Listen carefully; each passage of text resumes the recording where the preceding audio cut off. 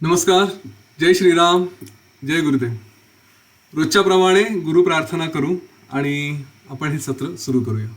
आजचं 16वं सत्र. ठीक आहे, सगळ्यांनी हात जोडूया, डोळे बंद करू, शांत स्वस्थ स्थिर होऊया. श्लोक म्हणण्यासाठी एक खोल दीर्घ श्वास घेऊया. गुरुर्ब्रह्मा गुरुर्विष्णु गुरुर्देवो महेश्वरः गुरुः साक्षात् परं ब्रह्म तस्मै श्री गुरवे नमः. तस्मै श्री श्री गुरवे नमः.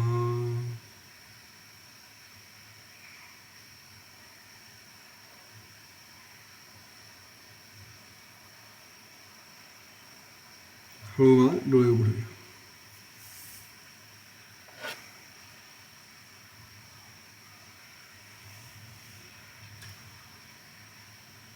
योग वासिष्ठमध्ये आपण आतापर्यंत प्रभू श्रीरामांना आलेलं वैराग्य, त्यांना या जीवनातून त्यांचा गेलेला रस, म्हणजेच हे जीवन कशासाठी जगावं, जेव्हा या जीवनात प्रत्येक ठिकाणी काहीही केलं तरी शेवटी सगळ्या गोष्टींचा शेवट हा दुःखात आहे हे त्यांना जाणवायला लागलं. आणि म्हणून त्यांनी म्हटलं की मला जीवन जगण्यात काही विशेष रस नाही आहे, जोपर्यंत असं काही कळत नाही की जे केल्यानंतर कायमचा माणूस सुखी होईल, परमनंट हॅपीनेस हा ज्याच्यात मिळेल, असं काहीतरी मार्ग मला सांगा. आणि असं म्हटल्यानंतर वसिष्ठ ऋषींनी त्यांना मार्गदर्शन करायला सुरुवात केली. वसिष्ठ ऋषींनी सांगितलं, जे आपल्यासाठी सुद्धा सगळ्यांसाठी उपयोगी आहे, की जे काही ज्ञान प्राप्त करायचं आहे किंवा आयुष्यात जे काही प्राप्त करायचं आहे त्यासाठी आपल्याला प्रयत्न करावे लागतात. प्रयत्न हे शुभ मार्गाने, म्हणजेच गुरु किंवा शास्त्र किंवा गुरु आणि शास्त्र यांच्या माध्यमातून पुढे पुढे जायचं. मी माझ्या भाषेत सांगायचं झालं तर फक्त गुरु सफिशियंट आहेत. शास्त्र वगैरे वाचण्याचं काम त्यांनी केलेलं आहे. त्यानंतर हे जे प्रयत्न आहेत यांना चांगली दिशा मिळण्यासाठी त्यांनी मोक्षाचे 4 द्वारपाल सांगितले आहेत. मोक्ष म्हणजेच आपला जे इथे जरी आध्यात्मिक मोक्ष म्हटलं असेल तरी आपल्या जीवनासाठी हे जीवन जगताना आपले अनेक जे जे काही उद्दिष्ट असतील, जे जे काही गोल्स असतील, त्या सगळ्यांसाठी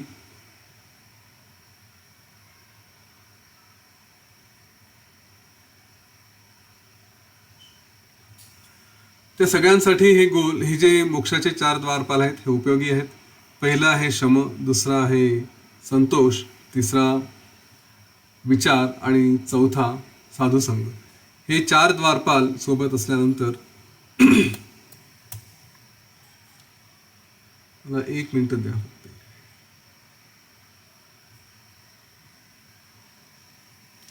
हे 4 द्वारपाल सोबत असतील तेव्हा हे सगळं जे काही आपले ध्येय आहेत ते सहज साध्य होतील. 4 द्वारपालांपैकी कुठलंही एक. आणि मग पुढे जाताना त्यांनी सांगितलं की मुळात हा जो काही तुला जगाविषयी एक असा विचार आलेला आहे की याच्यात कुठेही सुख नाही, तर मुळात हे जग तरी आहे का हे पहिल्यांदा आपण बघावं आणि याविषयी विचार करायला सुरुवात करावी. आणि म्हणून वसिष्ठ ऋषी सांगतायत की या जगाप्रती जी अटॅचमेंट आहे ते जग हे मुळात निर्माणच झालेलं नाही. ते कसं निर्माण झालेलं नाही, मग जे काही आपण बघतोय ते काय आहे, तर ते केवळ भ्रांती स्वरूप, स्वप्नरूप, एक केवळ इल्युजन, हॅल्युसिनेशन, जे काही शब्द वापरता येतील ते तिथे उपयोगात आणले आहेत. आणि त्याच्यासाठी त्यांनी मंडपाख्यान म्हणून एक आख्यान सांगायला सुरुवात केली. एक लीला आणि पद्म असे पती पत्नी राजा राणी होते. आणि त्या लीलाला कधी असं वाटलं की आपल्या पतीचा जीव हा नेहमी आपल्यासोबतच राहावा. आणि म्हणून तिने सरस्वती देवीची प्रार्थना केली आणि सरस्वती देवी तिला प्रसन्न होऊन तिने तसा वर दिला की तुझ्या पतीचा जीव हा तुझ्याच अंतर्गृहात राहील, घरातच राहील.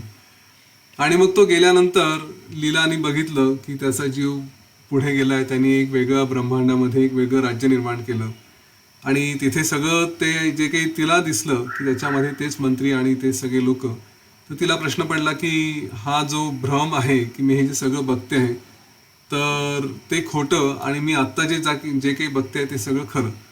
तर तिचं हे जे इम्प्रेशन आहे की आपण जे सध्या बघतोय ते सुद्धा खोटं असू शकतं, हे सांगण्यासाठी सरस्वती देवीने तिला तिचा पूर्वीचा जन्मसुद्धा दाखवला. आणि त्या जन्मामध्ये असं दाखवलं की एक वसिष्ठ नावाचा ब्राह्मण होता आणि त्याची पत्नी होती अरुंधती. तर त्या अरुंधतीने सुद्धा असंच एक संकल्प केला होता की आपल्या पतीचा जीव गेल्यानंतर तो त्याच मंडपात त्याच गृहात राहावा आणि त्याप्रमाणे तो तिथेच राहिला. हा वसिष्ठ ब्राह्मण यांनी कधीतरी एका राजाची मिरवणूक बघितली होती आणि त्याच्याही मनात आपण राजा व्हावं असा भाव निर्माण झाला, असा विचार आला आणि त्याप्रमाणे मग तो पुढे स्वतः राजा झाला. तर तोच हा राजा पद्म आणि त्याची बायको म्हणजे तीच अरुंधती जी आता लीला आहे.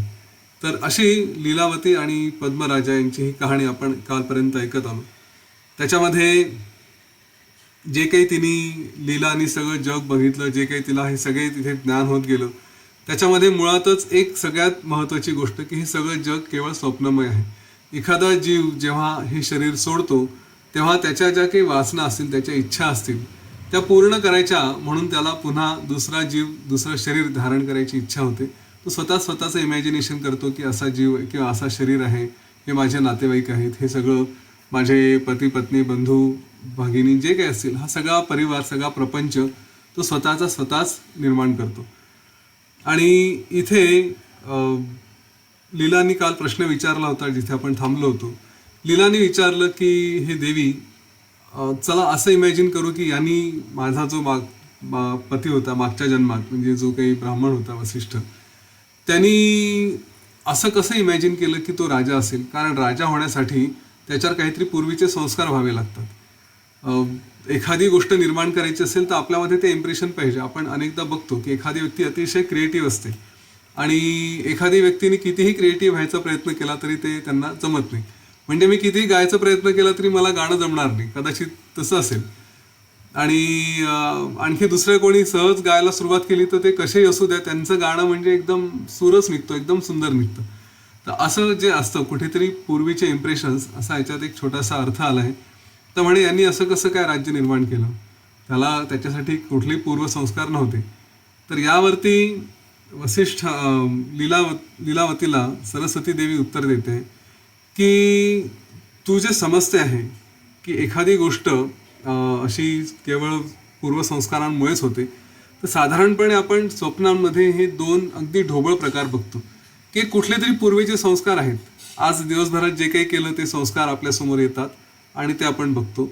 दुसरे म्हणजे की जे आपण कधीही पूर्वी बघितलं नव्हतं असं अचानक काहीतरी आपल्यासमोर यायला लागतं. तर म्हणे हा जो प्रकार आहे की पूर्व अनुभव असल्यामुळे त्याच्यामुळे जे काही होणारं स्मरण आणि त्याच्याशिवाय होणारं स्मरण हे साधारणपणे आपल्या आतमध्ये असणारी, आपल्या अंतःकरणात किंवा ज्याला आपण जाणीव म्हणतो, ही आपल्या जाणीवीची ही दोन स्वरूप, हे दोन प्रकार आहेत ज्याच्यामध्ये आपण हे दोन प्रकारे कुठलीही गोष्ट इमॅजिन करू शकतो किंवा बघू शकतो. इथे हे जे काही चेतना आहे, जी काही जाणीव आहे, हे जे काही स्वरूप येतं, हे हा जो परमेश्वर आहे ब्रह्मदेव, ज्यांच्यामुळे हे सगळं पुढे निर्माण झालेलं आहे, तर त्याचे स्वतःचेच हे दोन्ही रूप असतात, ज्याला आपण समष्टी म्हणतो. की सगळं काही क्रिएशन हे एकत्र समष्टीमध्ये आणि त्याच्यापासून स्वतःला वेगळं समजणं म्हणजे व्यष्टीभाव, मी वेगळा आहे.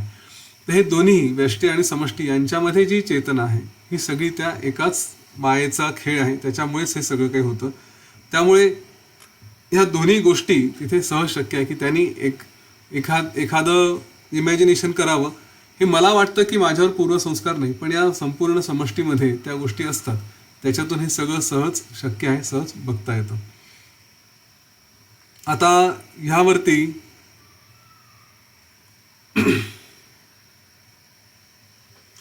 लीला असा प्रश्न करते सरस्वतीला की ठीक आहे, मला हे थोडंफार आता समजायला लागलंय, पण आता मला अशी इच्छा झाली, अशी मला उत्कंठा आहे की माझा पती, त्याचा जो पूर्वीचा जन्म होता, जो तू म्हटली की ते वसिष्ठ आणि हे सगळे होते, तर ते कुठे आहे, ते त्यांचं घर मला बघायची इच्छा झालेली आहे, असं सरस्वतीला लीलाने सांगितलं.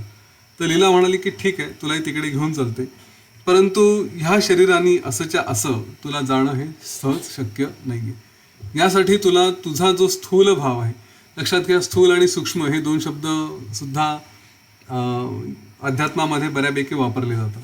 स्थूल म्हणजे काय, ज्याचा आपण अनुभव घेऊ शकतो, जे फील होतं त्याला स्थूल म्हणतात. सूक्ष्म म्हणजे जे आपल्याला दिसत नाही, ज्याचा अनुभव घेता येत नाही, त्याला सूक्ष्म. तर हे जे तुझं स्थूल शरीर आहे, हे जे सध्या ग्रॉस बॉडी आहे, ह्यानी तू काहीही करणं हे थोडं चॅलेंजिंग आहे. ह्यानी तू काही असं कुठे जाऊ शकणार नाही. परंतु जर दुसरं तुझं जे आहे सूक्ष्म भाव, सूक्ष्म शरीर, त्याने मात्र तुला हे सगळं काही करता येईल. आता इथे लीलाला ती सांगत असते सरस्वती देवी की हे जे काही स्थूल आणि सूक्ष्म हा जो प्रकार आहे, हा सुद्धा केवळ आपल्या इमॅजिनेशनमुळे आहे. तुला असं वाटतं की आपण स्थूल आहोत, आपलं हे मोठं शरीर आहे, आपल्याला हात पाय डोळे इंद्रिय जे काही असतील हे सगळं आहे. हा तुझा भाव असल्यामुळे तू या शरीराला सोडून जाऊ शकत नाही. तुझं सूक्ष्म शरीर हे यालाच धरून ठेवेल, ह्याच्यातून पलीकडे हे काही जाणं शक्य नाही. आता ही जी काही भावना होती लीलाची, त्याच्याबद्दल जी सरस्वती सांगते की हे सोडणं कसं शक्य आहे. मी जर सूक्ष्म भाव धारण करायचा झाला तर ह्या शरीरातून मला बाहेर पडायचं आहे, पण हे कसं काय होऊ शकतं. कारण आतापर्यंत तर आपण सगळ्या गोष्टींना अगदी पक्क, आपले इम्प्रेशन्सच असे आहेत की आपण सगळ्या गोष्टींना पक्क समजत आलोय की हे आहे असं आहे. लीलानी सरस्वतीला म्हटलं की मला ते माझ्या पतीचं म्हणजे जे जुनं घर आहे वसिष्ठाचं ते बघायचं आहे. क्युरियोसिटी होती. एकीकडे ही अवस्था पहा कशी विचित्र आहे की एकीकडे सगळं सोडायचं चाललेलं आहे, सगळं समजतं आहे, असं आहे, हा सगळा भ्रम आहे, हा भ्रम आहे, पण तरीही उत्कंठा आहे. आणि त्याच्यामध्ये हे काय चाललं, ते काय चाललं, हे पूर्वी काय होतं, ते काय होतं, समजून घेण्याचा हा भाग चाललेला आहे. याच्यामध्ये अटॅचमेंट हळूहळू कमी पण होत चालली, कारण हे ज्ञान जसं येत आहे त्याच्यात ह्या सगळ्या गोष्टी यायला लागतात. तर लीलाच्या त्या डिमांडला, त्या मागणीला सरस्वतीने सांगितलं की मी तुला तिथे घेऊन जाईल, परंतु तू आत्ता या ज्या शरीरात आहे अशा शरीराने तिकडे तुला कुठे घेऊन जाणं हे शक्य नाही, कारण ते एक वेगळं ब्रह्मांड आहे. आणि त्या ठिकाणी ह्या स्थूल शरीराने जाणं हे अशक्य आहे. तिथे जायचं असेल तर तुला सूक्ष्म शरीर जे साधारण वायुरूप असतं अशा रूपाने हा लोक सोडून, हे सगळं ब्रह्मांड सोडून तिकडे जाणं हे पॉसिबल होऊ शकेल. खरं सांगायचं तर हे जग, तुझ्या पतीचं पुढचं जग किंवा पतीचं मागचं जग, हे सगळं जे काही आहे हे केवळ एक माया स्वरूप आहे. आणि आपली म्हणण्यापेक्षा तुमची, कारण ती लीला सरस्वती तर स्वतः पूर्णपणे मुक्त आहे. तर ती म्हणते की तुम्ही जे मानव आहात हे या सगळ्याला स्थूल समजता, या सगळ्याला असं समजता की हे रिअल आहे, वास्तव आहे. आणि ही जी ठाम समजूत आहे ती समजूत असल्यामुळे तुम्हाला हे जग, ते जग अशा गोष्टी होतात. ह्याच्यातून जर सुटायचं असेल, या सगळ्या संकल्पनातून जर सुटायचं असेल तर पहिल्यांदा या जगाविषयीचा भ्रम सोडणं आवश्यक आहे. आणि तो जर सोडला नाही तर मग ह्या शरीराला धरून त्या दुसऱ्या जगामध्ये कसं काय प्रवेश घेता येणार. हे सगळीकडे एक जे पूर्ण त्याला परमात्मा आहे, त्याचं सगळं स्वरूप इथे काही आहे, हे चिदाकाश आहे, त्याच्यात तुला जाता येणं शक्य नाही, कारण तुम्ही स्वतःला मोठं म्हटले. आता ज्यांना ही ब्रह्मदृष्टी मिळालेली आहे, जे स्वतःला केवळ मुक्त समजतात, जे स्वतःला सूक्ष्म रूप समजतात, त्यांना मात्र कुठेही जा, कारण सगळीकडे त्यांच्यासाठी एकच जीवन आहे, एकच तो परमात्मा आहे, एकच ते चैतन्य आहे. त्याच्यामुळे आमच्यासारखे, म्हणजे सरस्वती म्हणते की आमच्यासारखे लोक आहे, यांना कुठलंही बंधन नाही, आम्ही केव्हाही कुठेही जाऊ शकतो. मग ते ब्रह्मदेव असू द्या, नाही तर आणखी इतर असे जे ज्ञानी लोक असतील, हे कोणीही कुठेही त्यांचा सगळीकडे सहज संचार होऊ शकतो, सहज प्रकट होऊ शकतात. त्यांना या सगळ्या गोष्टींचा काही प्रश्न येत नाही.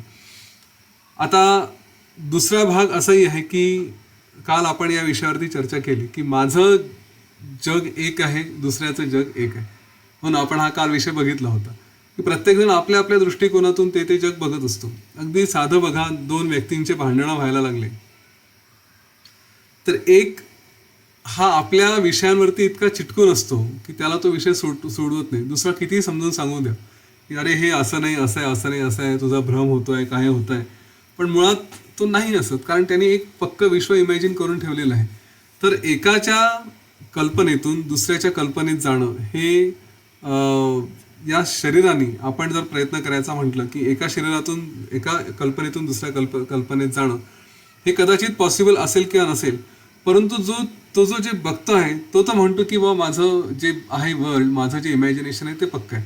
म्हणून नेहमी हे एक वाक्य इंग्लिशमध्ये आपण वारंवार ऐकतो की प्लीज ट्राय टू अंडरस्टँड मी. या वाक्याचा अर्थ काय की तू तुझं जग सोड आणि माझ्या जगात ये, माझं जग बघ कसं आहे. तर किंवा दुसरं अगदीच जे पूर्वी अजूनही जे वापरलं जातं की please stand in my shoes. हा जो वाक्प्रचार आहे याचा अर्थ काय की जरा माझंही जग बघ काय आहे. तर प्रत्यक्षात ते इतकं सहज शक्य होत नाही. त्याच्या मागे जो एक इगो फॅक्टर असतो की मी माझं जग सोडून दुसऱ्याच्या जगात का जाऊ, या अर्थात इगोवरती वगैरे पुढे आपल्याला बरीच चर्चा करायची अहंभावावरती, परंतु ते शक्य होत नाही आणि म्हणून हे सगळे समस्या येतात. तर सगळ्यांना भासणारं हे जे काही जग आहे हे प्रत्येकाचं स्वतःचं त्यांनी निर्माण केलेलं एक संकल्प नगर असं इथे योग वासिष्ठमध्ये म्हटलेलं आहे. आणि त्याच्यातलं फक्त एवढंच आहे की ते सगळ्यांना सत्य वाटतं. प्रत्येकाने कितीही प्रयत्न केला तरी ते दिसायला प्रत्येकाला खरं वाटतं. त्यामुळे लीलावतीला सरस्वती सांगते की तुझं जे शरीर आहे तुला जो खरं वाटतंय ते प्रत्यक्ष जर बघितलं तर ते अतिवाहिकच आहे. ते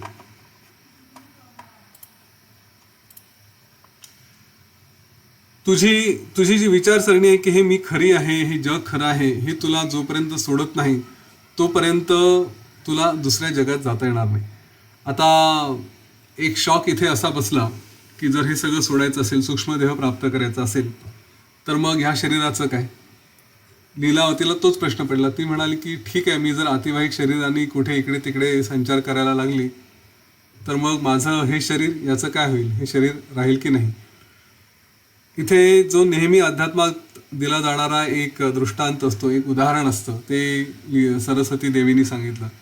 ती म्हणे की इमॅजिन करा, आपण जसं एखाद्या ठिकाणी भ्रम होतो, म्हणजे रात्री अंधारात चालले आहात, अंधारात जाताना कुठेतरी एक दोरीचा तुकडा आपल्याला पडलेला दिसतो आणि हा दोरीचा तुकडा दुरून बघितल्यानंतर असं वाटतं की अरे हा सापच आहे.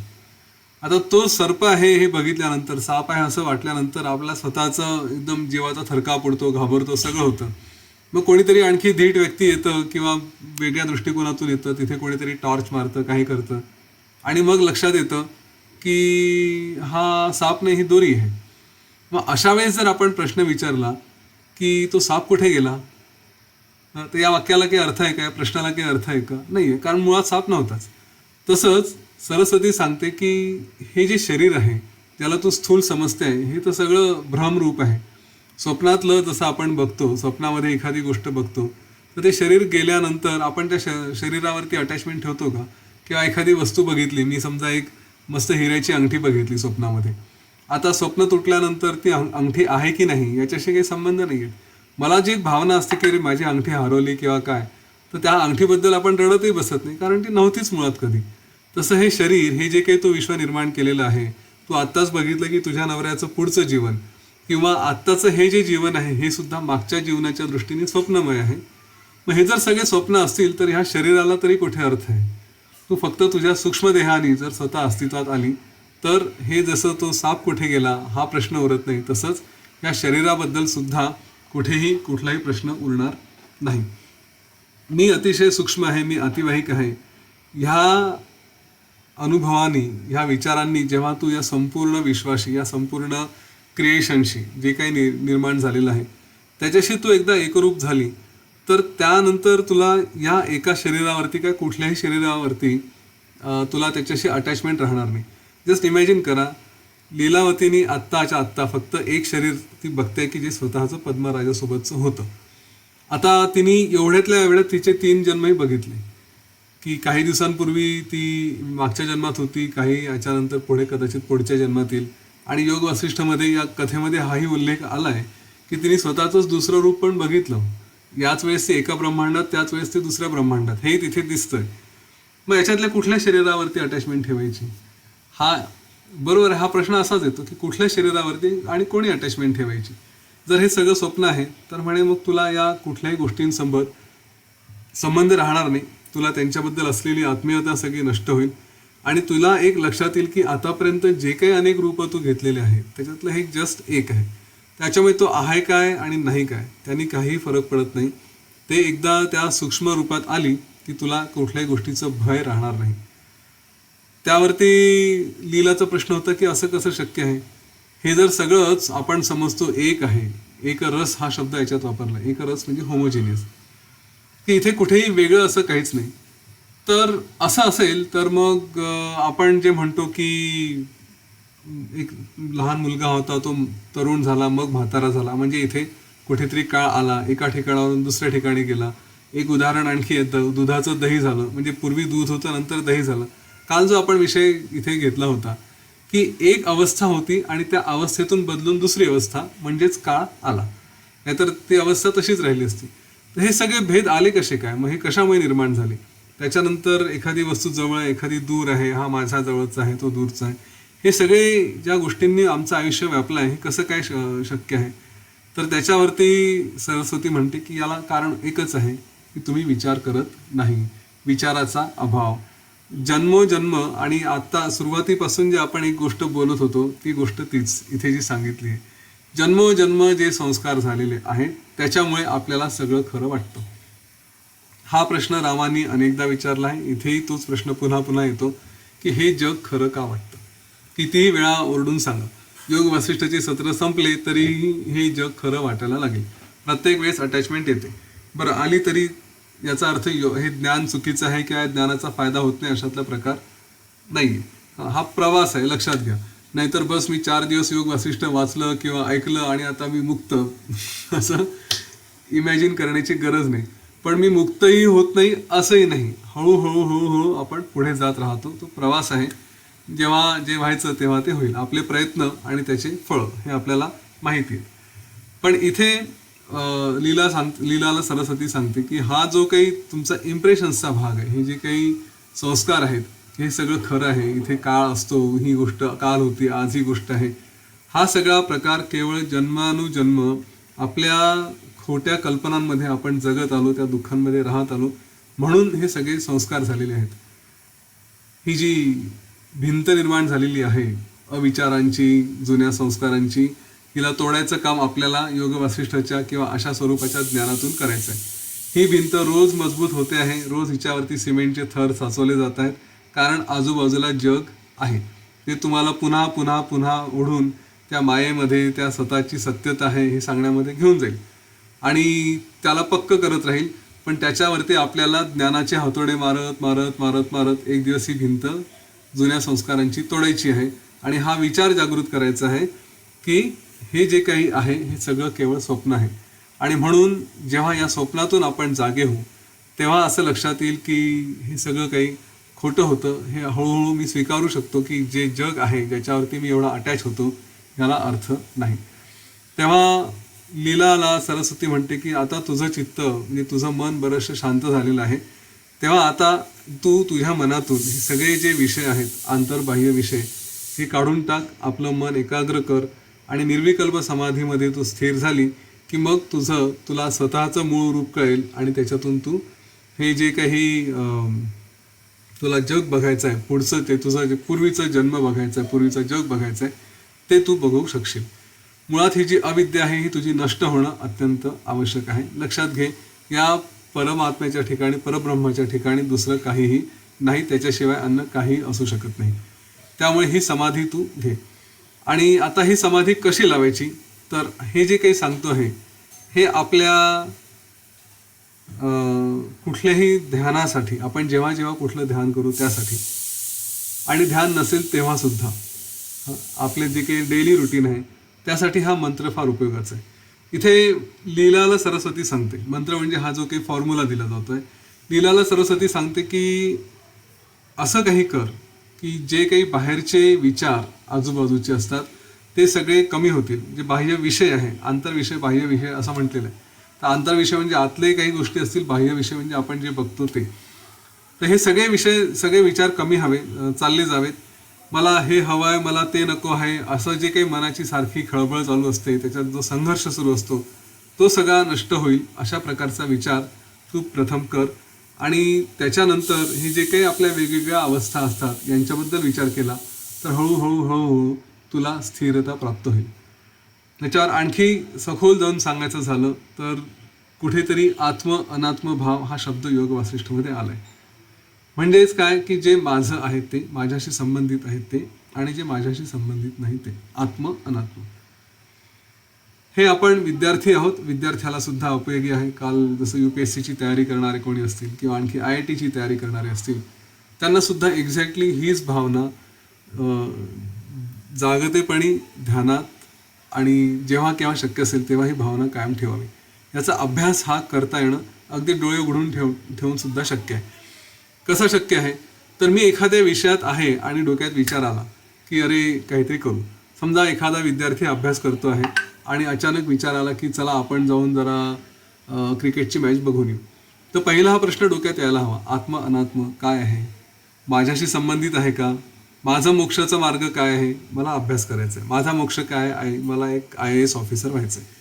मग हा IAS ऑफिसर होण्याचा हा जो मोक्षाचा मार्ग मी घेतलेला आहे, हे जे ध्येय आहे, ह्या ध्येयाला मिळतं जुळतं आत्मविचार आहे का? हा नाही, सोडून द्या.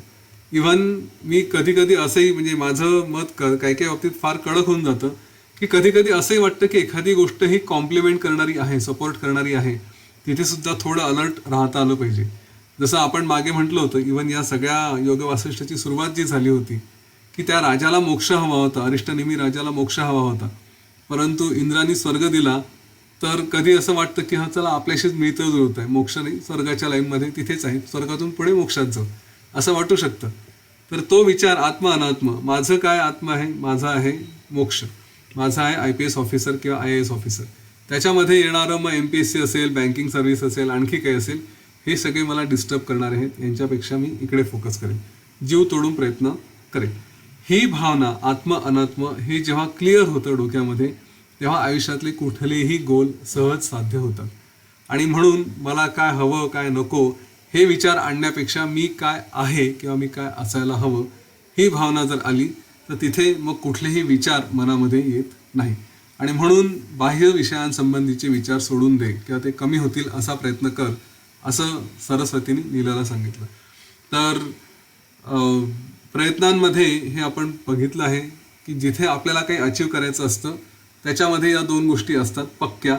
पहिली गोष्ट की मला जे करायचं आहे ते करण्याकरता सगळी जास्तीत जास्त शक्ती लावायची, आणि मला जे करायचं नाही आहे त्याच्याप्रती तिटकारा तिरस्कार हा निर्माण करणं भाग आहे. नाहीतर ते आपल्याला सहज अडकवतात, फसवतात. जेव्हा आपण पुढच्या स्टेजेसला जाऊ, वरती पोहोचू, तेव्हा मग त्यांच्याकडे कंपॅशनेटली किंवा सहज दुर्लक्ष करता येणं शक्य आहे. परंतु to begin with, to start with, आपल्याला ज्या गोष्टी नको आहेत, TV विषयी तिरस्कार निर्माण झाला पाहिजे, सिरियल्स विषयी तिरस्कार निर्माण झाला पाहिजे जर अभ्यास करत असू तर. मग आपोआप हे वाईटच आहे, याच्याकडे बघायची गरज नाही असे मनात आलं तर आपोआप ते मार्ग आपले खुंटतात, ते मध्ये येत नाही. हे सांगितल्यानंतर मग लीलाला सरस्वती म्हणते की एकदा तू अशा प्रकारे हे सगळं ध्यान करायला सुरुवात केली, समाधीमध्ये जायला लागली, की तुला लक्षात येईल की जसं स्वप्नातून माणूस जागा झाल्यावर त्याला कळतं की स्वप्न होतं आणि मी आहे. हे स्वप्नातलं जे काही बघितलं ते खरं नाही.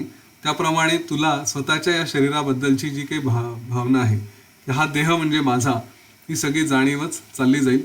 तुला संपूर्ण जे काही सृष्टी आहे, जे काही निर्माण झालेलं आहे त्याच्याशी तू एकरूप होऊ शकशील. इथे ही अवस्था कशी असेल त्याला तुर्यावस्था असं म्हटलेलं आहे. आणि या अनेक अवस्था आहेत, पुढे कधीतरी आपण त्याच्यावरती चर्चा करणार आहोत. पण ही जी अवस्था आहे ही नेहमीच्या अनुभवांपेक्षा वेगळी आहे असं सरस्वती सांगते. म्हणजे की ही अवस्था म्हणजे साधारणपणे आपण आपल्या ज्या नेहमीच्या अवस्था असतात त्या 3 प्रकारच्या अवस्था म्हटलेल्या.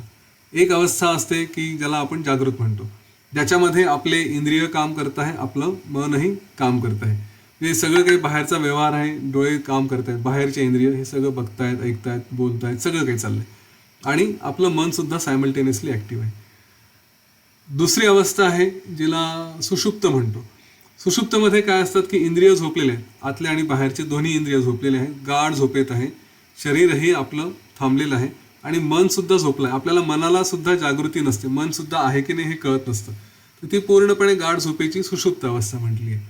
तिसरी ही स्वप्न अवस्था म्हटली. स्वप्न अवस्था काय असते? स्वप्नामध्ये आपलं शरीर तर ठीक आहे, बंद आहे, बाहेरचे इंद्रिय हे सगळे बंद आहे, परंतु आतले इंद्रिय आणि आपलं मन हे ॲक्टिव्ह आहे, ते काहीतरी कार्य करत असतात. तर ही जी अवस्था, ह्या ज्या 3 अवस्था आहेत, जागृत, स्वप्न, सुषुप्त, ह्याच्यामध्ये कोणी ना कोणी कुठे ना कुठे काम करत असतं. सुषुप्तमध्ये सगळंच थंड असतं, काहीच नाही आहे. तर याच्या पलीकडची जी तुर्या अवस्था आहे त्याचं वर्णन इथे सरस्वती करते. मुळात तुर्या अवस्था जर एका दृष्टीने बघायची झाली की जे जागृत आहेत आणि सुषुप्तमध्ये पण आहे आणि या स्वप्नाला स्वप्नासारखं बघतायत, ह्या तो जो मेळ येतो ते जे मिक्सचर आहे ते या प्रकारे होऊ शकतं की आतून सुषुप्त, काय बाहेर कितीही काही झालं तरी पूर्णपणे स्थिर शांत, आतमध्ये त्यांना काहीही हालत नाही, परंतु बाहेरच्या ॲक्टिव्हिटीमध्ये ते जागृत आहेत. लोकांना दिसतं की हा माणूस बोलतोय, खातोय, पितोय, ॲक्टिव्ह करतोय, युद्ध करतो आहे, शांत बसलाय, सगळं काही जे काही असेल त्या व्यक्तीला सुटेबल ते सगळं करेल, परंतु आतमध्ये अगदी गाढ झोपलेल्या व्यक्तीसारखी मनाची अवस्था, ही तुर्य अवस्था म्हटली आहे. या क्षणाला आपण आपला तो गोल ठेवूया, कधीतरी या स्टेटला पोहोचायचं असं ठरवू शकतो की जिथे बाहेर मी सगळं करेल परंतु आतून अतिशय शांत असेल, अशा भावनेतून राहायचं. तर सरस्वती सांगते की ही जी जीवनमुक्तांची तुर्य अवस्था आहे या नेहमीच्या अनुभवांपेक्षा वेगळी आहे. ही जागे असताना सुद्धा झोपेसारखी अनुभवली जाते आणि ती केवळ आत्मज्ञानी जे आहेत त्यांनाच ती फक्त मिळते. जे नेहमी या सगळ्या जगात फसलेले असतात तर त्यांना आतमध्ये सुषुप्ती राहणार नाही, आतमध्येही ते जागृत राहतील, बाहेरही जागृत, म्हणजे कंटिन्युअसली ॲक्टिव्ह. आणि मग त्याचा परिणाम आहे की सारखं काही ना काही संघर्ष, प्रत्येक गोष्टीला रिॲक्शन ॲक्शन याच्यामध्येच माणूस अडकून पडतो. अगदी मृत्यूची घटना जरी बघायची झाली तरी मृत्यूच्या वेळेससुद्धा जेव्हा तो जीव जातो तर तो आपलं हे शरीर सोडून परलोकात जायला लागतो, त्याचं ते अतिवाहिक शरीर असतं. परंतु त्यावेळेस त्याला स्वतःच्या डोळ्यांना असं दिसत नाही की मी चाललो आहे किंवा काय आहे, देह मरतो आहे, त्यातली चेतना नष्ट होते, एवढंच फक्त इतरांना दिसतं. बरोबर आहे, या विषयावरती आपण नंतर बोलू. खरं मृत्यूवरती माझ्याकडे 1 किंवा 2 एपिसोड्स आहेत पूर्णपणे, जे योग वासिष्ठमध्ये थोडा त्यांचा रेफरन्स आहे, पण संपूर्ण योग वासिष्ठातून वेगवेगळ्या ठिकाणाहून काही सार काढून तो मांडलेला आहे. आणि मी बघेल उद्या परवाकडे केव्हा तरी या गोष्टीच्या दरम्यान जेव्हा मृत्यूविषयी चर्चा सुरू होईल तेव्हा आपण ते बोलूया. त्याच्यातून जी काही मृत्यूची भीती आहे, स्वतःच्या मृत्यूची, इतरांच्या मृत्यूची, कोणाचा मृत्यू झालेला असेल, कोणाचा मृत्यू असं वाटतं की खूप आजारी आहे, हो घातला असेल, हे जे सगळे त्याच्याशी असोसिएटेड संबंधित ज्या काही गोष्टी आहेत ना, त्या योग वसिष्ठाच्या ज्ञानातून इतक्या लख्ख प्रकाशित होतात की कसलं भय नाही, कसली ओढ नाही, जे आहे ते व्यवस्थित आहे असंच ते फिलिंग यायला लागतं. तर सांगतात की एखादी व्यक्ती जेव्हा जाते तर इतरांना दिसतं की अरे त्याचं फक्त शरीर संपलंय, त्याची चेतना थांबली, तो रिस्पॉन्स देत नाही, परंतु त्याचा अतिवाहिक शरीर, अतिवाहिक देह तो काय करत असतो, तो आपल्या हे शरीर सोडतो तर स्वतःच्या पुढच्या वासना जे काही असतील त्याला असं त्यांनी सामान म्हटलंय, कोश म्हटलंय की आता मला चला पुढच्या प्रवासाला जायचं आहे, आपलं गाठोडं बांधलं, मला बंगला बांधायचा होता, मला राजा व्हायचं होतं, मला अमुक व्हायचं होतं, मला तमुक व्हायचं होतं, ह्या सगळ्या भावना आपल्या वासनांचं गाठोडं बांधतो, तिथून या शरीरातून बाहेर पडतो आणि ते गाठोडं त्या डिझायर्स, त्या इच्छा पूर्ण करण्यासाठी पुन्हा नवीन शरीर धारण करतो, त्यामागे तो लागतो. तर मुळात त्याबरोबर त्या आपल्या सगळ्या इच्छांनीच तो वेढलेला असतो, तिथूनच तो बाहेर पडतो. आणि जो ज्ञानी आहे त्याला शरीराचा संबंधच नाही. लीलाने जो प्रश्न विचारला की मी अतिवाहिक शरीर धारण करायला लागली तर माझ्या या शरीराचं काय होईल, तर अज्ञानी माणसासाठी शरीर आहे आणि म्हणून त्याच्यासोबत त्याच्या वासनाही आहे आणि तो नवीन शरीर धारण करायचा प्रयत्न करतो. परंतु जो ज्ञानी आहे त्याला या शरीराशी काहीही संबंध नाही आहे. त्याला माहिती आहे की हे शरीरसुद्धा स्वप्नरूप आहे, त्याच्यामुळे मी अतिवाहिक आहे, मी वायुरूप आहे, ही जाणीव त्याला अगोदरच झालेली असल्यामुळे शरीर सोडायचं काय आणि असायचं काय त्याला काहीही प्रॉब्लेम येत नाही, काही संबंध नाही. त्यामुळे त्याला कुठलंही दुःख होत नाही. जसं स्वप्नातली वस्तू निर्माण झाली काय, नष्ट झाली काय, त्याने काही फरक पडत नाही. आता आपल्या सगळ्यांच्या मनात जर असा प्रश्न आला असेल या क्षणी की याचा अर्थ मुक्त व्हायचं म्हणजे शरीर सोडून द्यायचं असं आहे का, हो ना.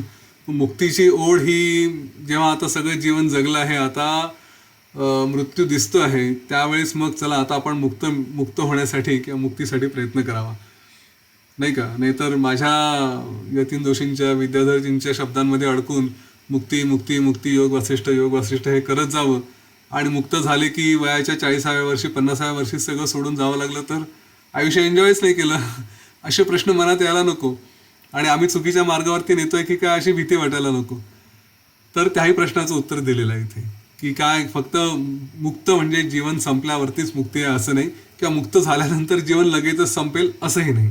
हां, त्या क्षणी हेही म्हटले की जे जीवन मुक्त आहे, ज्यांना मनातून ऑलरेडी हा अनुभव घेतलेला आहे, त्यांच्यासाठी सुद्धा जेव्हा त्यांचं शरीर संपतं तेव्हा सुद्धा ते अदेह मुक्तीला पावतात. म्हणजे त्यांचं शरीर संपलं त्याच्यानंतर ते शरीराशिवाय मुक्त राहतात. याचाच अर्थ दोन्ही वेळेस जीवन सोडल्यानंतर सुद्धा मुक्त असू शकतो, जिवंतपणी सुद्धा मुक्त असू शकतो. माझी स्ट्रॉंग भावना अशीच आहे की जर मुक्ती जिवंतपणी मिळाली ना तरच मिळाली. मृत्यूनंतर कोणी बघितलं मिळतं की नाही. जे काय असेल आज एन्जॉय करायचं आहे मनाची ही अवस्था. ही माझी मनाची अवस्था नंतर कशी असेल हे जर त्याचं सॅम्पल बघायचं असेल तर हे आत्ता बघणं शक्य आहे. नंतर काय माहिती ना बघतो की नाही. कोणी गेलं, मी थोडीच गेल्यावरती येऊन सांगणार आहे नाही खरंच असं पॉसिबल होतं, असं होऊ शकत नाही. आपल्याला जे काही असेल ते आत्ता अनुभव करायचं. तर ती ज्याची जीवनमुक्ताची अवस्था असते त्यांनी शरीर सोडलं तर संपलं. त्याला काही पुढे कुठल्याही स्थितीत त्याचा काही अटॅचमेंट नाही. त्याला ना प्रारंभ आहे ना अंत आहे. आणि मग तो काय करतो, तो जो काही आहे तो सगळ्या या अनंतात एकदा मिसळला, एकदा त्याचा भाग झाला की इथे जे काही होत आहे, योग वासिष्ठमध्ये सांगितलं की तो अमुक करतो, ढमुक करतो, तो सूर्य बनून प्रकाश देतो, चंद्र बनून शीतलता देतो, पृथ्वी बनतो, जल बनतो, सगळं असं वेगवेगळे हे त्याच्याबद्दल उदाहरणं दिलेली आहेत. परंतु वास्तविक हे जे काही सगळं करतं आहे हा तो जो काही परमात्मा आहे, तर परमात्म्याचा भाग झाल्यानंतर जे इथे होत आहे ते सगळं करणाराही तोच आहे. तोच जीव आहे जो सुटला आणि त्याच्यात मिसळला, परमात्म्यात मिसळला आहे. त्यामुळे जे काही होत आहे हे त्याच्याचकडून होत आहे. इथे पुढे जाऊन असे कॉम्प्लेक्स प्रश्न आले होते की जे काही गुरु असतात मग ते खरंच शरीराने आहेत का, आणि असतील तर ते मुक्त होतात का, आणि ते मुक्त झाले तर मग ते पुन्हा आपण जी त्यांची प्रार्थना करतो, पूजा करतो, मग ते राहतात का, कारण ते तर मुक्त झालेत ना, मग ते मिसळून गेले, मग त्यांचं अस्तित्व काय. मग मिसळून गेल्यानंतर, एक झाल्यानंतर मग त्यांना वेगळं कसं ओळखायचं, हे असे अनेक प्रकारचे प्रश्न आपल्या मनात येत असतात. तर यांच्यावरती पुढे कधीतरी चर्चा अवश्य करूया आपण. मुळात इन शॉर्ट सांगायचं झालं तर गुरु म्हणजे त्या परमात्म्याचं साकार रूप आपल्यासमोर आलेलं. आपण त्यांना वेगवेगळ्या स्वरूपात बघतो. त्यांना जे काही कपडे असतील, दाढी मिशा असतील, केस असतील, त्यांचं वस्त्र, चेहरा, रंग, रूप जे काही आपल्यासमोर असतं ते खरं आपण कधीतरी इमॅजिन केलेलं आपलं त्या परमात्म्याचं रूप. तेच आपल्यासमोर येतं, आपल्यावरती कृपा करतं, आपलं कार्य साधतं आणि त्याच्यानंतर हे शरीर संपून पुन्हा आपल्या रूपात. त्याच्यामुळे ते असतात कायमच. मग असं म्हटलं असतात तर शरीराचा आपण जो काही जन्म घेतो हा जन्म कशासाठी घेतलेला असतो, तर आपल्यासारख्या लोकांनी काहीतरी आपल्या वासना पूर्ण करण्यासाठी जन्म घेतला असतो. मग गुरूंना जन्म घेण्याचं कारण काय, ते तरी कशाला शरीर धारण करतात, तर ते आपल्यासाठी करतात. इथे या सगळ्या कल्पना पुढे हळूहळू क्लिअर होत जातील. पण गुरूंविषयी एक ही भावना निश्चित ठेवावी की ते त्या परमात्म्याचं साकार रूप आपल्यासमोर आलेलं आहे आणि एकदा आपली भक्ती दृढ असेल ना तर ते आपल्यासोबत कायम आहे. शरीर असू द्या अथवा नसू द्या, कुठेही असा ते आपल्यासाठी आपल्यासोबत असतातच असतात. तर हा जो ज्ञानी लोकांचा, आत्मज्ञानींचा जो काही भाव असतो की एकदा त्यांनी शरीर सोडलं, त्यांनी जसं त्याचं शरीराचं कार्य संपलं तर त्यानंतर ते संपूर्णपणे त्या परमात्म्यात मिसळून ते जे काही कार्य परमात्मा करत असतो तेच इनडायरेक्टली तेही करत असतात. मग याच्यावरती लीला विचारते की मला हे फार छान वाटतं आहे, पण आता मी प्रयत्न कसे करू, काय केलं म्हणजे मग मी ही सगळी अवस्था प्राप्त करून घेऊ शकेल. तर याच्यावरती लीलानी सरस्वती देवीने जे सांगितलं, ती म्हणते की चांगल्या लोकांकडनं, याच्यात जे कोणी जाणकार आहेत त्यांच्याकडनं हे सगळं तू एकदा ऐकलं, स्पष्ट करून घेतलं तर पहिली गोष्ट ते आपल्या मनात भिनण्यासाठी, आपल्यामध्ये मुरण्यासाठी त्याच्यावर वारंवार चिंतन करणं हे आवश्यक आहे. म्हणजे आपलं सत्र झालं आणि विषय संपला असं होऊ नये. हे याच्यावरती स्वतःच्या मनात रेग्युलरली याप्रती आपल्या मनामध्ये विचार आले पाहिजे की काय चाललं आहे. दुसरी गोष्ट ॲडिशनली जो सेकंड भाग सांगितला आहे की हे सगळं आपण ऐकलं, वाचन केलं तर आपल्यासारखे, आपल्यापेक्षा प्रगल्भ असे जे कोणी असतील त्यांच्यासोबत, बरोबरीच्या साधकांसोबत बसावं, त्यांच्यासोबत याच्यावरती चर्चा करावी, संवाद करावा. आणि आपल्या मनात जर काही कल्पना असतील, चुकीच्या कल्पना असतील किंवा आपले काही इमोशन्स खूप जास्त होत असतील, त्या सगळ्यांना शांत करणं त्या बाकीच्या लोकांसोबत, ज्याला ग्रुप डिस्कशन म्हणतो आपण, ग्रुप डिस्कशन करणं आणि इथून सगळं आपलं अभ्यास पुढे पुढे नेत राहणं हे आवश्यक आहे. तिसरी गोष्ट आपण जी पूर्वी बघितली आहे की काया वाचा मनसा हे त्याच जे तत्व आहे त्याच्याच ठिकाणी आपलं मन राहिलं पाहिजे, विचार सारखा त्याच ठिकाणी असला पाहिजे जो आपला मोक्ष आहे. हा अभ्यासाचा अर्थ काय? मुळात अभ्यास म्हणजे सराव, अभ्यास म्हणजे वारंवार वारंवार ती गोष्ट करणं. तर हे इथे अपेक्षित आहे. ज्यांना वैराग्य आलेलं आहे, जे या सगळ्या आपलं बाकीच्या अटॅचमेंट्स डिझायर्स सोडून ह्या पद्धतीने अभ्यास करतात, त्यांना हा आनंद सहज प्राप्त होतो आणि त्यांच्याकडे माझं ह्या सगळ्या गोष्टी संपून मला काही एन्जॉय करायचं आहे किंवा हे काही माझ्या वस्तू आहेत, हे सगळे भाव बाजूला पडून ते ह्या ब्रह्माभ्यासी ज्याला असं म्हटलेलं आहे त्याचा तो उपयोग करतात, त्याचा फायदा करून घेतात. जग उत्पन्न झालं नाही हे ते समजतात. त्यांच्या दृष्टीने जग जर उत्पन्न झालेलं नाही आहे तर मग ज्या गोष्टी घडून गेल्या त्या किंवा ज्या गोष्टी होणार आहेत त्या, याच्याबद्दल त्यांना ना कुठलं चिंता आहे किंवा द्वेष आहे किंवा काहीच नाही ना पश्चाताप आहे.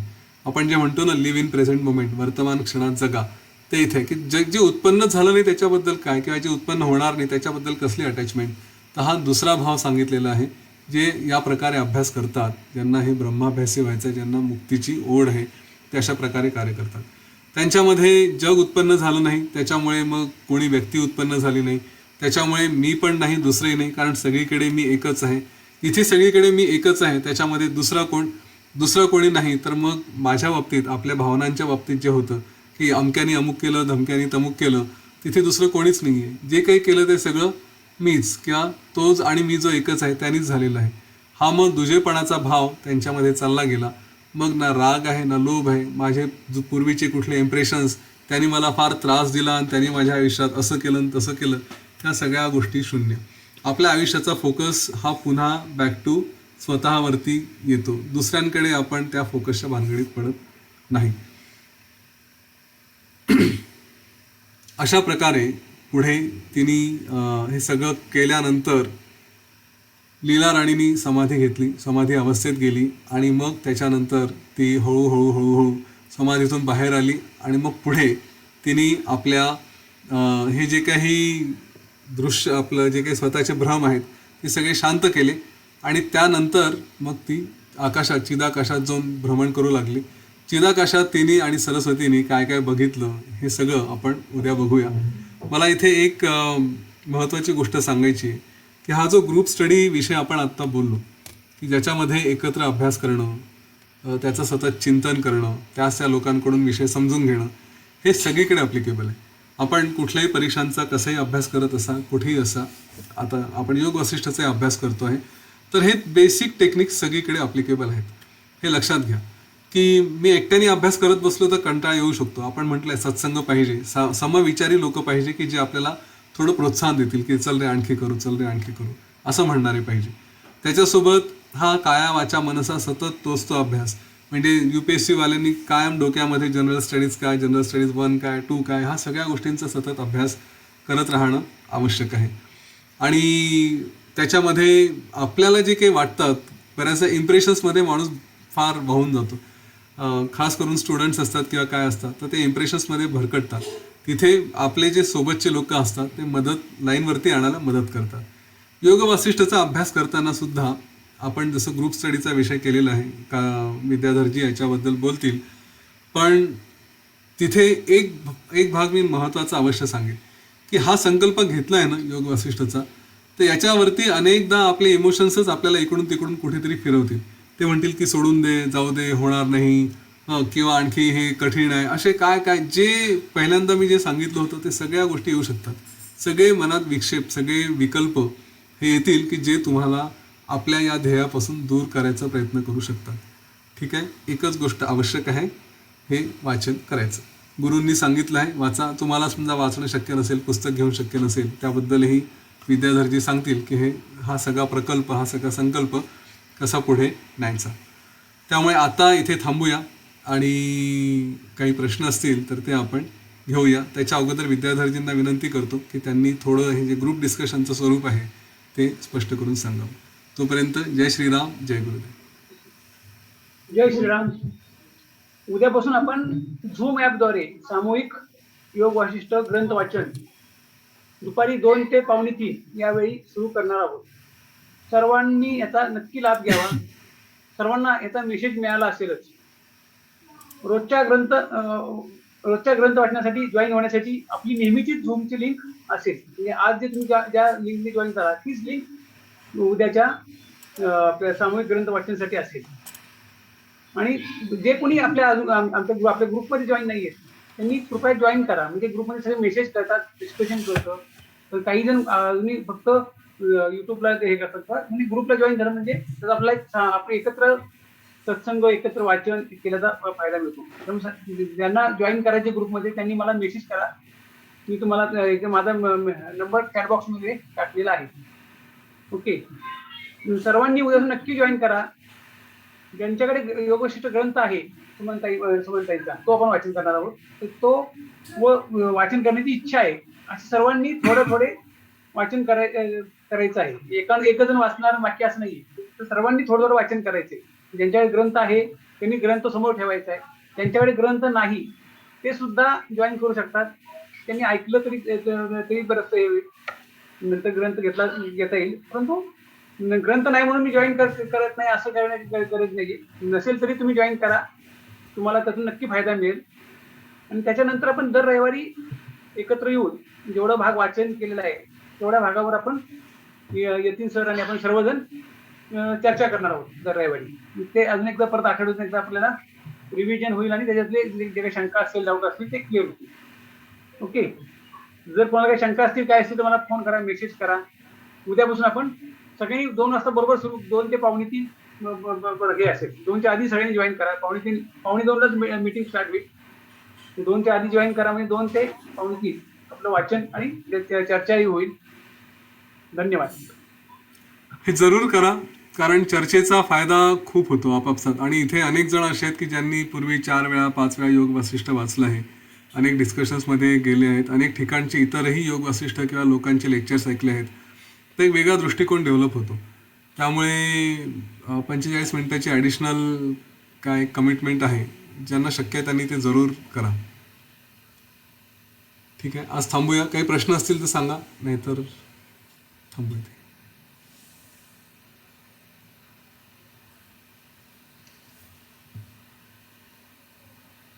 नाही आहेत?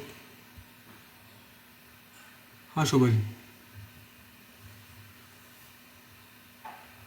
हा, नमस्कार. जोपर्यंत पुस्तक नाही मिळत आहे तोपर्यंत अशी काही लिंक किंवा युट्यूब वरती आहे का हे की आपण त्याच्यावरती वाचू शकतो? जसं भगवद्गीता वगैरे याच्यावर येऊन जाते. नाही, हे पुस्तक नसेल, ऍज इट इज हे पुस्तक हे नसेल. नाही, मग ते पुस्तक तर मला मागवायचंच आहे. मी ऍड्रेस आणि फोन नंबर हे धाडला आहे. हो, तर जे पण असतील ते मी याच्याद्वारे पोहोचवून देईन. पैसे किती लागतील ते पोचायला बरेच दिवस लागतील. इंग्लंडला पोचायला हो. दिवस लागतील.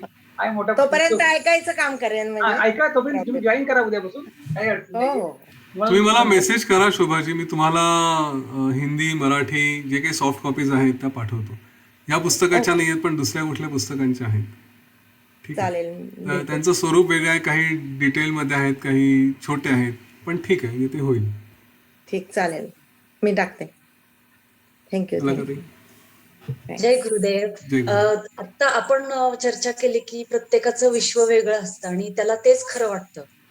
तर समजा एखाद्याचं विश्व चुकीचं, इन द सेन्स मला असं म्हणायचं होतं की नॉनव्हेज, पार्टी, नेटफ्लिक्स असं असेल आणि ते एखाद्या जर सज्जन माणसाला वाटत असेल की हे विश्व चुकीचं आणि तो माझा माणूस आहे, त्याचं विश्व बदललं पाहिजे, तर काय? म्हणजे असा माझा प्रश्न होता. पहिला, प्रत्येकाचं विश्व वेगळं आहे. आणि दुसरी गोष्ट, तो माझा हा प्रकार नाही आहे. ओके, जे एका लेवलला जातात त्यांना माझं काहीच नाही, अहम ममत्व हा भाव सुटून जातो. ना मी आहे ना माझं आहे. हा, आपण या जन्मामध्ये आपला गोल मारण्यासाठी आलो आहे, लक्षात घ्या. युजली भरकटतो कुठे, हा माझा, तो त्याचा, तो असं करत करत मग आपण आपला फुटबॉल चालला एका दिशेने, तिकडे घेऊन जायचं आहे, गोल इकडे आहे.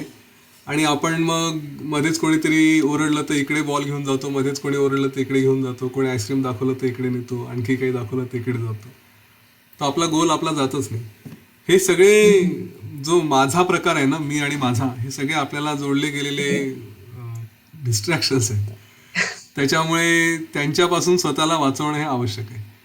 याचा अर्थ असा नाही की काही करायचं नाही.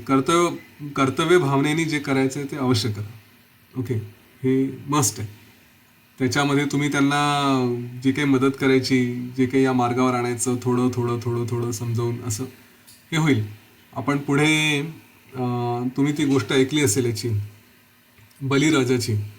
त्याच्यामध्ये हा उपदेश केलेला आहे की मनाला थोडंसं त्याच्या मनाप्रमाणे द्यायचं, त्याला जे पाहिजे ते द्यायचं, पण देताना थोडे संस्कारी करत जायचं. मनाला वाटलं टी व्ही बघू तर अगदीच मनाच्या विरुद्ध जाऊन इंद्रिय निग्रह करून त्याला असं ताणून हे बघायचंच नाही, असं डोळे बंद करून टी व्हीकडे बसायचं नाही. बघायचं ठीक आहे, थोडं बघ, पण हे संस्कार चांगले नाही, असं नाही तसं नाही. त्याच्यावरती अपोजिट संस्कारही करत जावे. कोणालाही बदलावायचं असेल तर दुसऱ्या साईडचे संस्कार येणं हे आवश्यक आहे. त्यासाठी मग हे जे मोक्षाचे 4 द्वारपाल आहेत ते कुठून तरी आणायचा प्रयत्न करायचा. मित्र हा त्यातल्या त्यात एक चांगला प्रकार आहे. तो जर थोडासा परिणाम करू शकला तर करेल, ते आणू शकतात. मस्त. Thank you so much. जय गुरुदेव. ते डोळे उघडले माझा मुलगा, माझी सून. सगळं इतक्या लवकर सुटणार नाही, पण ती जाणीव येत राहील हळूहळू. हो. आरडाओरडा करू, 2 धपाटे मारू, नंतर अरे यार उगाचच आपण स्वतःला हे केलं असं होतं. हो. चालू आहे. ठीक आहे, पुढे. जय गुरुदेव. जय गुरुदेव. तुम्ही जे सांगतात ते तर खरोखर आम्ही लाईफ मध्ये पण बघत असतो की आजकाल मुलं काय म्हणतात, मला माझी स्पेस पाहिजे, तू नको येऊ मध्ये. मला समजतं. बरोबर आहे. तर हे आपल्याला या धर्मातनं पण सांगितलेलं आहे. याचं मला खूप छान वाटतं की नाही, ते पोरांनी म्हणजे निदान तेवढं तरी घेतलंय असं समजायचं की. आणि सांगून काहीच उपयोग होत नाही. प्रयत्न करायचे पण नाही उपयोग होते, याचा मलाही अनुभव आहे. त्याला जे करायचं. आणि म्हणून मी आता अमेरिकेत असते तर मला इथं माहिती आहे की इथलं वाक्य आहे, मी फर्स्ट. बरोबर, खरं आहे ना. कुणी कुणाला म्हणणार नाही खाल्लं का, तुला देऊ का. आणि आपण विचारलं तर त्यांना चालतं, म्हणत नाही, अपेक्षा नाही त्यांच्या पण ते कधी कोणाला म्हणणार नाही. आणि काही म्हटलं की ती तर मी फर्स्ट आहे, मी माझं बघणार आहे, तुझं काही मला घेणं नाही कोणाशीच. खरं आहे, खरं आहे. इकडे वाढते ही प्रवृत्ती. आवडत नाही मला, पण नाईलाज असतं. धन्यवाद. धन्यवाद. दीपाली. जय गुरुदेव.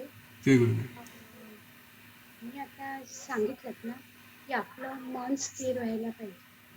तर ते मन स्थिर होणं म्हणजे खूप कठीण बाब आहे, पण प्रयत्न सुरू आहे स्थिर करणं. पण आता काय होतं, आपण आता आध्यात्मिक साईडला आहोत, म्हणजे आता ते सगळे विचार आपण सोडून चालले. पण एखाद्या वेळेला समजा आपण देवाचं करतोय, ललिता सहस्रनामावली वाचतोय किंवा विष्णू सहस्रनामावली वाचतोय, पण समजा एखाद्या दिवशी चुकलं तर आपलं मन असं अस्थिर होतं, अरे मी त्याच वाचलं नाही, तर मी आज ही देवाची पूजा केली नाही, हे स्तोत्र मी म्हटलं नाही. तर मग अशा वेळेला काय करायचं, अशाला मन कसं स्थिर केलं? याच्यावरती चर्चा होईल पुढे. हे सगळे विषय आहेत, कर्मकांड वगैरे. इन शॉर्ट, कोणीही क्रूर नाहीये, ना देव क्रूर आहे ना गुरु क्रूर आहे. ओके, आपण आपलं शरीर, आपलं जबाबदाऱ्या या सगळ्या जपून काटेकोरपणे प्रयत्न करून सगळं करायचा प्रयत्न, सगळ्या गोष्टी अचीव करायचा प्रयत्न करायचा. पण नाही झालं तर कोणी डोक्यावर बंदूक ठेवून बसलं नाही की तू असं केलं म्हणून तसं. एक गोष्ट लक्षात घ्या, जे काही ओढतो ना आपण आपल्याकडे, ते आपल्या मनातून ओढतो. हे पक्क लक्षात ठेवा. मनातूनच आपण आणतो. मी ललिता सहस्रनाम आज म्हटलं नाही तर माझं काहीतरी वाईट होईल, ही भावना आपण आणलेली असते आणि त्याचे परिणाम आपल्याला कदाचित दिसू शकतात. ऑन द अदर हँड, मी प्रामाणिकपणे प्रयत्न केले, मला माहिती आहे. शेवटी कितीही तुम्ही खरं बोला खोटं बोला, आपला आतला आवाज आपल्याला सांगतो काय आहे काय नाही ते. जेव्हा आपण हे सांगतो की नाही मी आज प्रयत्न केले पण नाही जमू शकलं, माझ्या महत्त्वाच्या जबाबदाऱ्या होत्या किंवा काय, तर त्यावेळेस सांगायचं ठीक आहे, मी इतके वर्ष साधना केली आहे, देवी माफ करेल. तुम्ही म्हणजे मला या गोष्टीचं आश्चर्य वाटतं की रेग्युलरली सगळं करून अनेक वर्ष साधना करून एक दिवस खंड पडला तर ती इतकी वर्ष केलेली साधना काय वाया गेली का? देव काही त्यांनी खुश नाही होत का? असं नाही आहे. स्वतःवरती जास्त कठोर होण्याची गरज नाही. आपण आपले प्रयत्न एक शिस्तीचा भाग म्हणून निश्चितपणे त्यासाठी कमिटेड राहावं. पण नाही झालं तर असं अडकून नाही घेऊ त्याच्यामध्ये.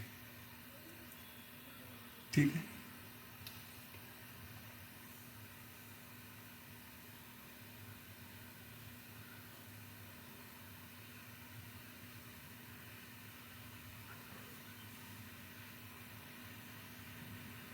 हां प्रीती, हा, जय गुरुदेव. जी गुरुदेव. अं, असं एक आलं की जसं म्हणजे स्वप्न आहे आणि मगाशी तुम्ही म्हणालात तसं की झोपेतनं जागे झाल्यावर आपल्याला कळतंच की हे स्वप्न होतं आणि आपण या आयुष्यामध्ये येतो. तसंच हे आयुष्य हे सुद्धा एक स्वप्न आहे. तर बरेचदा काही स्वप्नांमधनं आपण संकेत घेत असतो. तर तसंच हे आयुष्यातलं म्हणजे खरं तर हे सगळंच स्वतःनी निर्माण केलेलं आहे, मनाच्या अवस्था, आणि हे सगळं कन्फ्युजिंग बरेचदा वाटणारं आहे. म्हणजे परत-परत आपण पुढे जातो आणि पुन्हा वेगळं कन्फ्युजन तयार होतं. तर मला हे विचारायचं होतं, की कधी-कधी काही स्वप्नांमधनं आपल्याला संकेत मिळतात असं वाटतं. फॉर एक्झाम्पल एखादं स्वप्न, की ज्याच्यामध्ये आपल्याला काही लोकांना म्हणजे देवाची अनुभूती येते किंवा गुरु दिसतात किंवा आपण गुरूंच्या सानिध्यात आहोत सतत असं काही दिसतं. तर हे सगळे काही संकेत असतात असं आपण घेतो. तसं हे आपलं पूर्ण आयुष्य जे आहे, की जे एक स्वप्नच आहे. त्यातनं बरेच संकेतच आपल्याला मिळत असतात. आणि ते काही कारणाने म्हणजे I I literally feel at times की हे मेज आहे काइंड ऑफ, आणि ते सॉल्व्ह करायचंय. तर हे सुद्धा एक माझी फक्त मनाची विचारसरणा किंवा बुद्धीनी त्याला काहीतरी खतपाणी घालून काही झालेलं एखादं इक्वेशन किंवा काही आहे का, असं असतं? तुमचा फक्त संकेतांचा जर भाग घ्यायचा झाला या जीवनामध्ये, हे जीवन म्हणजेच काही संकेत आहे का, तर आजूबाजूला घडणाऱ्या घटना या सगळ्या संकेत आहेत. सगळ्यात मोठं आश्चर्य असतं की आपण लोकांना वेगवेगळ्या परिस्थितीत बघतो आणि तरीही आपली बुद्धी जागृत होत नाही. तरीही आपण, मी जसं म्हटलं मागे, की आपल्याच ॲरोगन्समध्ये की कर्माची फळं इतरांना भोगावी लागतील, मला भोगावी लागणार नाही, हे जे काही आपलं चाललं असतं ना, तर जरा जगाकडे डोळे उघडून बघा. हे सगळं सांगितलं जातं पण डोळे उघडले जात नाही. तर ते संकेत मिळत असतात. ओके, पण ते घेतले गेले पाहिजे असं आवश्यक नाही. स्वप्नामध्ये तुम्हाला संकेत मिळाले पण त्यांच्यावर अंमलबजावणी केली तसं आवश्यक नाही आहे. त्याला आपण बघतो, थोडा विचार करतो, नाही समजलं तर सोडून देतो. इथेही थोडा अज्ञानाचा प्रभाव असतो. एनिवे, अशा ते सर मगाशी एका भगिनीने विचारलं की अमुक एक स्तोत्र म्हणायचं राहिलं तर मला रुख लागते. पण तुम्ही जे आता प्रत्येक याच्यात विद्यार्थ्यांसाठी सांगता की त्यांनी प्रयत्न करायचा, परीक्षा पास करायची, अशी त्यांनी ध्येय ठेवायची वगैरे. पण सर्वसामान्य गृहिणी असतात त्यांचं म्हणजे गीतेच्या पद्धतीने बघायला गेलं तर पहिलं तू कर्तव्य कर, जिथे उभा आहेस ते आधी तू पूर्ण कर. तर तसं तुमच्या समोर जे ऐकणारे आहेत आता त्याच्यात गृहिणी सुद्धा आहेत, वर्किंग विमेन असतील, विद्यार्थी असतील, पण तुमचं फोकस जास्ती विद्यार्थ्यांवर आहे, मान्य मला, पण तरी इतरांना सुद्धा ही जाणीव म्हणजे पॉझिटिव्हिटी त्यांच्यात वाढेल की आपण कसं बघावं प्रत्येक गोष्टीकडे असं. छान विचार आहे. या सगळ्यांसाठीच आहे ज्ञान. हा प्रश्न येतो पुष्कळदा. कधी कधी असं गृहिणींना असं वाटतं की आम्ही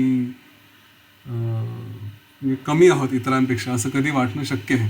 किंवा बाकीचे लोक तसं इम्प्रेशन करतात की तुम्ही जॉब करत ते नाही. कमी जास्तच नाही, मला म्हणायचं की एखाद्या बाईंना म्हणजे संसारी स्त्रीला जसं वाटलं की मी हा एवढा वेळ नाही देवासाठी दिला, मी ही पोथी वाचली नाही, पण त्याच्याऐवजी माझी बाकीची कामं जी केली, पाहुण्या रावळ्याला अमकं तमकं, तर त्याला ते म्हणजे तेच तुझं काम आहे, तुझं पोथी वाचणं हे काम नाहीये.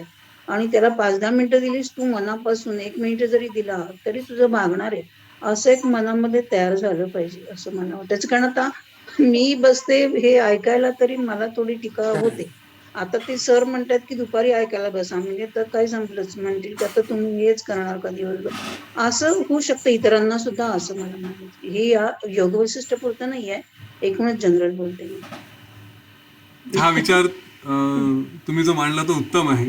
त्याच्यावरती मी निश्चितपणे हे करेल. आतापर्यंत मी पूर्वीच्या सेशन्समध्ये, म्हणजे ह्या सिरीजमध्ये नाही पण यापूर्वी बोललो आहे या विषयावरती. ते थोड्या वेगळ्या दृष्टिकोनातून बोललो आहे की तिथे का एक ओढ असते की मला सुद्धा काहीतरी करायचं आहे, मी पूजा करायची असेल किंवा सेवा करायची असेल किंवा आणखी काही करायचं असेल, पण कुठे लिमिटेशन्स येतात. कधी कधी कर्तव्यच एवढे बांधून ठेवतात की हे महत्वाच्या गोष्टी होत नाही. बरोबर आहे. मग तर तर कर्तव्यच महत्वाची म्हणायचं, मग बाकी काय. हां, तर हा जो प्रकार आहे हा थोडासा दोन म्हणजे काय त्याला कोंबडी आणि अंड असा प्रकार होऊ शकतो. हं, बरोबर. की ज्ञान मिळालं तर ऍटलिस्ट ज्ञान मिळवण्यासाठी तुम्हाला तुमच्या कर्तव्यातून थोडा वेळ बाजूला काढून या ज्ञानासाठी बरोबर. प्रयत्न करणं आवश्यक आहे. बरोबर. आणि ते मिळालं की मग त्याच्यानंतर कर्तव्य आणखी जोमाने करायची, तर थोडं टाइम मॅनेजमेंट करून. आता तर सगळे आमच्या मागच्या सत्रांमध्ये एक लेडी होत्या, तर सकाळी ते 7 वाजता सत्र असायचं, नवऱ्याला चहा लागायचा, नाश्ता लागायचा, त्यांच्या ओट्यावरती तिथे ते युट्यूबवरती सुरू आहे सेशन आणि सोबत स्वयंपाक चहा सगळं काही सुरू आहे. बरोबर. असं होऊ शकतं. हो, पण ती सुद्धा एक कलाच की आपल्या कर्तव्याच्या कामांमधनं एक गॅप शोधून काढून आपलं हे पुरं करायचं.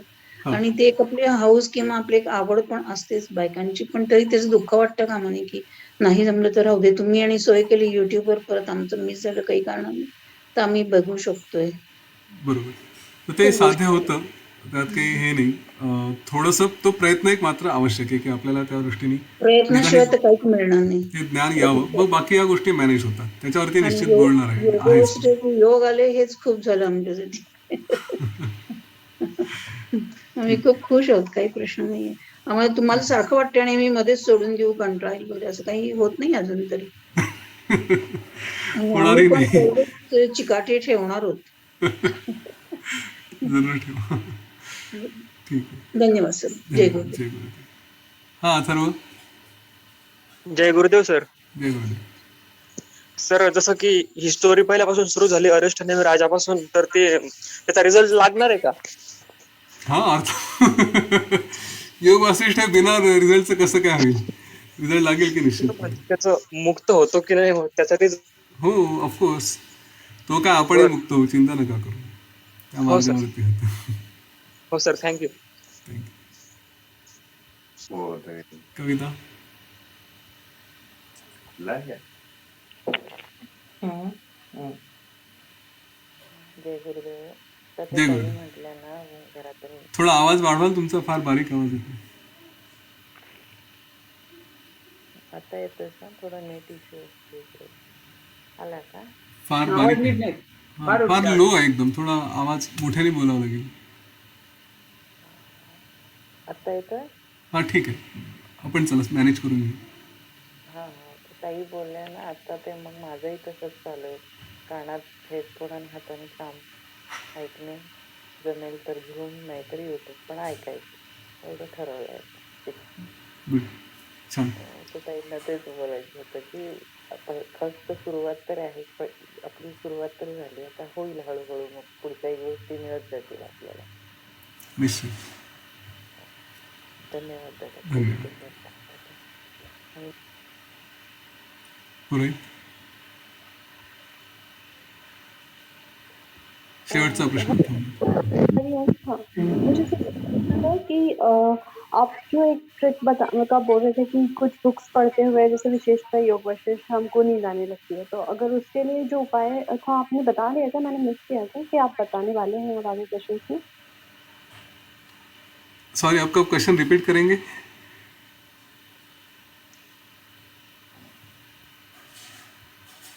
अनम्यूट करें अपने आप. मराठीमध्ये सांगू का? नाही तुम्ही नाही, एक काही सांगू. हिंदीतही सांगा, काही प्रॉब्लेम नाही. ओके. हाँ. ये एक चीज इन्होंने किसी ने बीच में पूछा था कि जब हम कोई ग्रंथ पढ़ने जाते हैं, विशेषकर योग वशिष्ठ या इस प्रकार के, तो हमें नींद आने लगती है कुछ चीजें पढ़ने के बाद।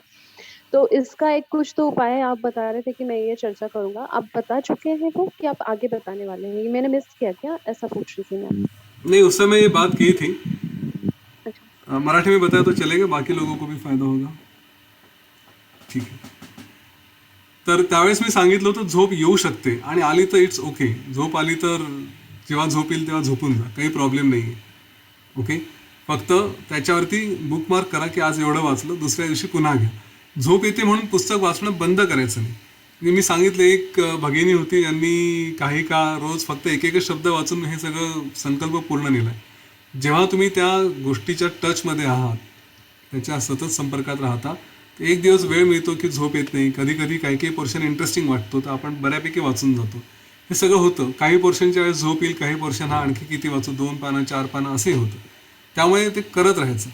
झोप आली म्हणून सोडून देतात असं बरेच जण करतात, तसं नाही करायचं. आली झोप तर ठीक आहे, पुस्तक बाजूला ठेवून झोपून द्यायचं. पुन्हा जेव्हा जाग येईल, जेव्हा वेळ मिळेल तेव्हा पुन्हा बघायचं. ठीक आहे, that is the only solution. सोडायचं नाही, फक्त एवढं आहे. ठीक आहे, थांबूया आपण विद्याधरजी. Yes sir. ओके, जय श्रीराम. चला, जय श्रीराम. उद्या बोलू.